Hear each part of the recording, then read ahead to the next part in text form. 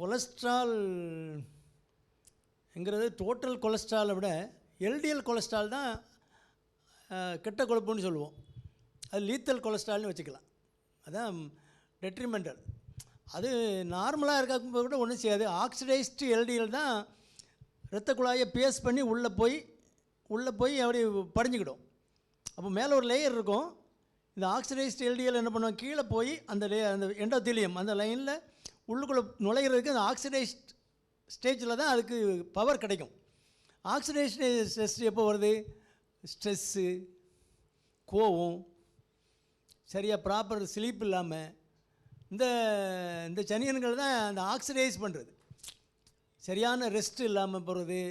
அப்புறம் இந்த food habit வந்து கண்ட பாயில் அந்த ஃப்ரைடு ஃபுட்டு இந்த மாதிரி ஃபுட்டெல்லாம் எடுக்கும்போது அதில் அந்த ஆக்சிடேட்டிவ் ஸ்ட்ரெஸ்ன்னு இருக்குது. அந்த ஃப்ரீ ரேடிக்கல் அது இந்த எல்டிஎல் ஆக்சிடைஸ்ட் எல்டிஎல் ஆக்கிரும். அது வந்து உள்ளே போய் கொலஸ்ட்ரால் படியும்.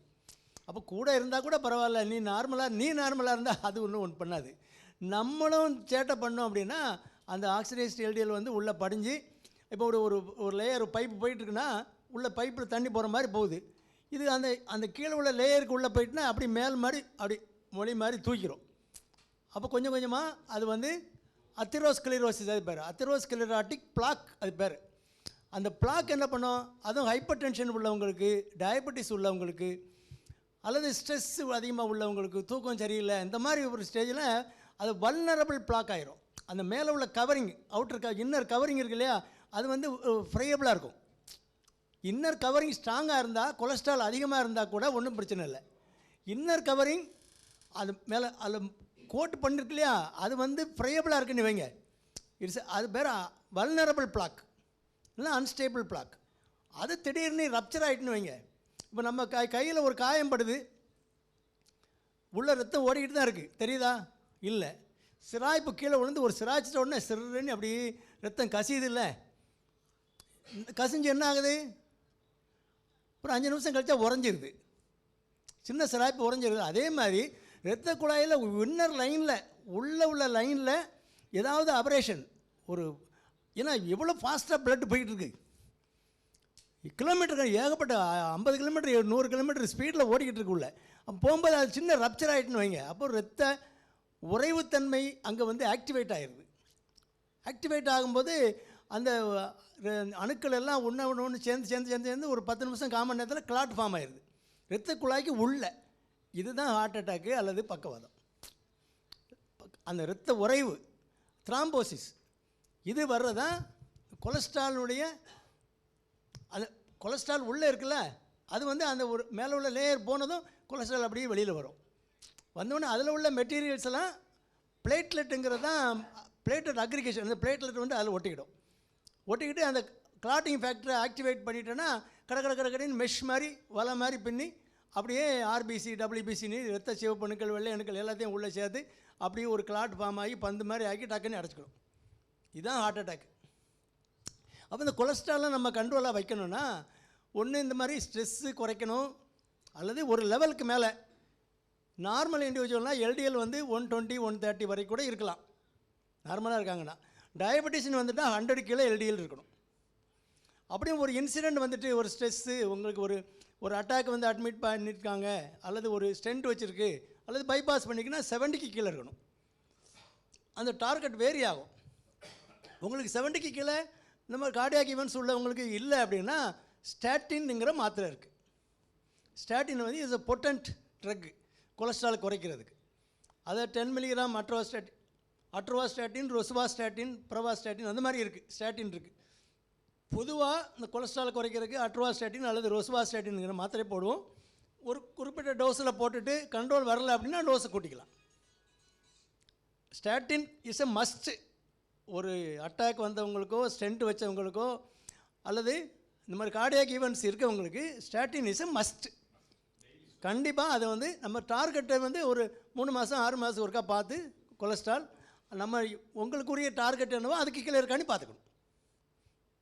அதனால் அது இஸ் அ சைலண்ட் கில்லர். தெரியாது கொலஸ்ட்ரால் எவ்வளோ இருக்குன்னு தெரியாது. எல்டிஎல் கொலஸ்ட்ரால் 150 இருக்குன்னு வைங்களேன். ஒரு ஹார்ட் அட்டாக் வந்த பேஷண்ட்டுக்கு அல்லது ஏற்கனவே ஒரு ஸ்ட்ரோக் வந்தவருக்கு இருக்குன்னு வைங்க, இன்னொரு அட்டாக் வரக்கான வாய்ப்பு ரொம்ப அதிகம். எப்போ வேணாலும் வரலாம். ஏன்னா ஏற்கனவே ரத்த குழாய் பழுதாக தானே இருக்குது. ஒரு இடத்துல பழுதாச்சுன்னா திரும்ப பழுதாகிறதுக்கு வாய்ப்பு அதிகம் தானே. இப்போ கொண்டா நேரத்துலேருந்து நமக்கு தண்ணி வருது, அதே மோட்டர் தான் பம்ப் பண்ணுது. ஒரு இடத்துல உடைச்சிட்டு போச்சுன்னா அதே பைப்பு தானே தொடர்ந்து வருது. வேறு எங்கே வேணாலும் உடைக்கலாம், அதை ரிப்பேர் பண்ணிடலாம், வேறு எங்கே வேணாலும் உடைக்கலாம். அப்போ என்ன பண்ணணும், அந்த பவரை குறைக்கணும், பம்பிங் பவரை குறைக்கணும், இல்லைனா பைப்பை மாற்றணும். இங்கே பைப்பெல்லாம் மாற்ற முடியாது, ஏற்கனவே பைபாஸ் கொஞ்சம் பண்ணிக்கலாம், அதான் பண்ணிக்கலாம். அதனால் கொலஸ்ட்ரால் குறைக்கிறதுக்கு ட்ரக்ஸ் ரொம்ப எசென்ஷியல்.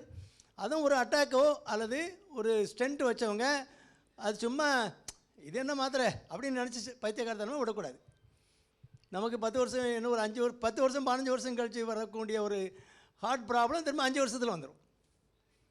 அந்த மாதிரி சிலர் மாட்டிக்கிட்டவங்களாம் இருக்காங்க, டாக்டர்ஸே இருக்காங்க. எனக்கு அதெல்லாம் பிடிக்காது, சும்மா சும்மா ஸ்டாட்டினை போடுறானுங்க, அதில் சைடு எஃபெக்ட் இருக்குது அப்படின்னு சொல்லி போடாமல் இருந்து திரும்ப கார்டியாக் ப்ராப்ளம் சீக்கிரம் வந்தவங்களாம் இருக்காங்க. அதனால் அது வந்து இட்ஸ் எ மஸ்ட்டு. அது கிளாட்டிங் ஃபேக்டரை மாத்திரை அந்த ஆஸ்பிரினும் இந்த ஸ்டாட்டினும் அப்புறம் இன்னொரு மெடிசின் கொடுப்பாங்க, ஹார்ட்டுக்குள்ள மெடிசின். பிபி இருந்தால் அந்த மாதிரி ஏஆர்பி, ஏசி இன்ஹிபிட்டார்னு அந்த ட்ரக் 3A வரணும். டயபெட்டிக்காக இருந்தால் 3A கண்டிப்பாக இருக்கணும். ஆஸ்பிரின், அட்ரோஸ்டாட்டின், இன்னொன்று ஏசி இன்ஹிபிட்டார், அந்த 3 ட்ரக் இருக்கணும். ஜஸ்ட்டு சுகரை கண்ட்ரோல் பண்ணி வச்சா மட்டும் நீங்கள் தப்ப முடியாது. பிபி என்ன இருக்கோ அந்த டார்கெட் இருக்கணும், கொலஸ்ட்ரால்னால் அதுக்குரிய டார்கெட் இருக்கணும். அவர் கேட்ட கேள்வியை தாண்டி எங்கெல்லாமோ போயிட்டுருக்கு. அது அட்ரோஸ்டாட்டின், அதில் 40 மில்லிகிராமில் ஒன்று. ஹார்ட் அட்டாக் மாதிரி தெரிஞ்சா, ஹார்ட் அட்டாக்னு யாருக்கு தெரியும்? தெரிஞ்சால் தான் உடனே 10 நிமிஷம் காமண்டத்தில் போகிறதுக்கு ஆஸ்பத்திரி பக்கத்தில் இருக்க. இது ஏதோ கிராமத்தில் உள்ளவங்களுக்கு ஆஸ்பிரின் கையில் வச்சுக்கலாம், குளோபடகிரல் ஆஸ்பிரின் அந்த காம்பினேஷன் இருக்குது, அதில் 4 மாத்திரை. அப்புறம் ஸ்டாட்டின், அது ஹையர் ஸ்ட்ரென்த்தில் 80 மில்லிகிராமில் டோஸு. அது ஹார்ட் அட்டாக் வரும்போது அது பிளியோமார்பிக் எஃபெக்ட்னு சொல்லி அது அந்த பிளாக்கை ஸ்டெபிலைஸ் பண்ணக்கூடிய கெப்பாசிட்டி அதுக்கு உண்டு. கொலஸ்ட்ரால் குறைக்கிறத விட இன்னொரு கெப்பாசிட்டி உண்டு. அதனால் அது ஹையர் ஸ்ட்ரென்த்தில் போடுவாங்க, 80 மில்லிகிராமில் போடுவாங்க. ஒரு 10 நாளைக்கு 80 மில்லிகிராம் போட்டு பிறகு 40 மில்லிகிராமாக குறைப்பாங்க. ஆக்சுவலாக மெயின்டெனன்ஸ் டோஸ் 10 மில்லிகிராமே போதும். ஸ்டேட்டாரா? ஸ்டேட்டார் 10ங்கிறது அட்ரோஸ்டாட்டின். கண்டினியூஸாக தான் போடணும். ஒன்ஸ் ஸ்டார்ட் பண்ணிட்டீங்கன்னா போட்டுக்கிட்டே தான் இருக்கணும். ஏன்னா அது வந்து நல்ல பாம்பு மாதிரி. விட்டுட்டோன்னா படம் எடுத்தாலும் கொத்திரும், அதுக்கப்புறம் நீங்கள் அதை ஒன்றும் பண்ண முடியாது. சைலண்ட் கில்லரு, அதை நம்ம எக்ஸாமின் பண்ணி பார்த்து கொலஸ்ட்ரால் மானிட்டர் பண்ணி கரெக்டான லெவலில் வச்சுக்கிட்டால் ஒன்றும் பிரச்சனை இல்லை. அது கண்டிப்பாக ட்ரக் போடணும். அவர் கேட்ட கேள்விக்கு பதில் அது. அதனால் யாரும் டாக்டர் இண்டிகேஷன் கொடுத்துட்டாங்கன்னா கண்டிப்பாக போடணும்.